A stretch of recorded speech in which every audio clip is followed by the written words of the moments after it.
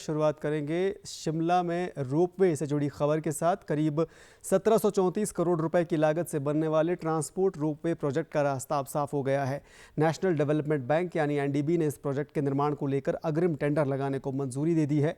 उप मुख्यमंत्री मुकेश अग्निहोत्री ने इस बारे में जानकारी साझा की है।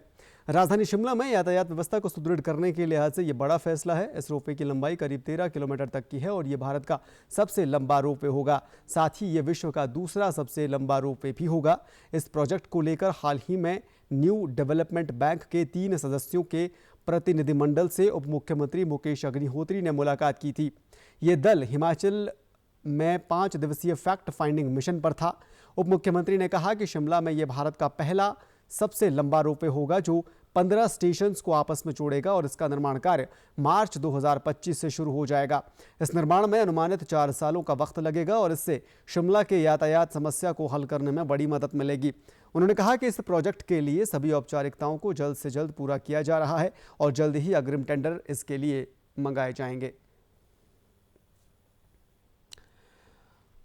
हमारे साथ योगराज शर्मा लाइव जुड़ रहे हैं इस खबर पर तमाम अपडेट के साथ। योगराज, एक बड़ी उपलब्धि, कम से कम शिमला में जिस तरह का ट्रैफिक इन दिनों है, लोगों को जिस तरह की परेशानियों का सामना करना पड़ रहा है, ये रोपवे का जो प्रोजेक्ट आएगा, कितना ज़्यादा फायदा जो शिमला का ट्रैफिक है उसे कंट्रोल करने में इससे मिलेगा और कितनी बड़ी उपलब्धि, कितना बड़ा फैसला हिमाचल के ट्रैफिक सिस्टम को लेकर आप इसे मानते हैं? जी हाँ, बिल्कुल एक बड़ी राहत आप कह सकते हैं शिमला वासियों के लिए और खासतौर पर जो पर्यटक भी बाहर से आते हैं उनके लिए रहेगी, क्योंकि शिमला में आमतौर पर आपने भी देखा, हम लोग सभी हर रोज जो है वो ट्रैफिक जाम से जूझते हैं।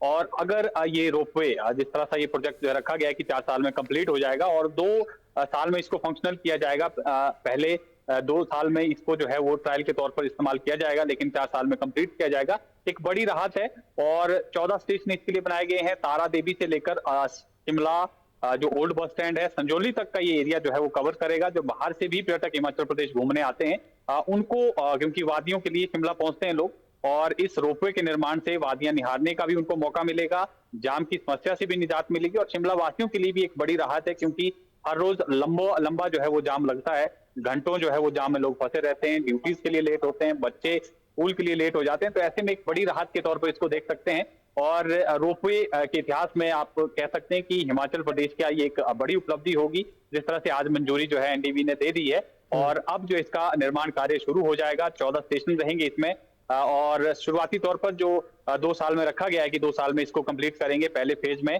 220 ट्रॉली चलाने का इसमें जो है वो प्रावधान रहेगा। 220 ट्रॉलियां चलेंगी और जब ये कंप्लीट हो जाएगा प्रोजेक्ट तब 660 ट्रॉलियां जो है चलती रहेंगी। तो एक अपने आप में एक आकर्षण का केंद्र भी रहेगा बाहरी राज्यों से जो लोग हिमाचल प्रदेश आते हैं, और हिमाचल वासियों के लिए भी एक नई सौगात आप कह सकते हैं कि ये रहेगी। जी धर्म, ठीक है, तो हिमाचल वासियों के लिए एक नई सौगात रहेगी और काफ़ी इंपॉर्टेंट इस प्रोजेक्ट को माना जा रहा है। बहुत बहुत शुक्रिया योगराज आपका इस तमाम जानकारी के लिए। तो 1734 करोड़ का ये पूरा प्रोजेक्ट है और अगले साल इसका जो काम है वो शुरू हो जाएगा और 2 साल के अंदर अंदर जो पहला फेज़ है, जैसा कि योगराज बता रहे हैं, पहले फेज़ का काम इसमें पूरा हो जाएगा। उसके बाद आने वाले वक्त में इसे पूरा ओवरऑल 15 स्टेशन को जोड़कर इस पूरे प्रोजेक्ट को तैयार किया जाएगा।